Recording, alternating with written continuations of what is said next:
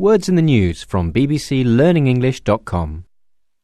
India is well known for its legions of computer programmers, but the country also has another face as the last bastion of the typewriter. Manual typewriters stayed popular in India long after developed nations had entirely switched to the keyboard and mouse.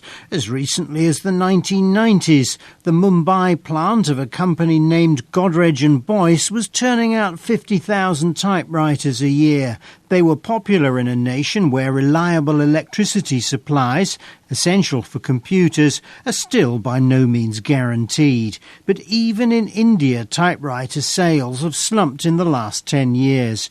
Gradually, every manufacturer stopped making them, leaving only Godrej's Mumbai plant. And that switched to making fridges 2 years ago.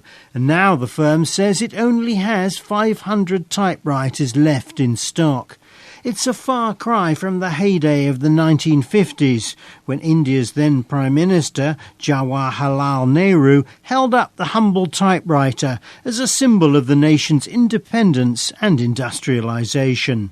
The first commercial typewriters were produced in the United States in the 1860s. The machine was then the dominant office technology for more than a century, until the computer came along.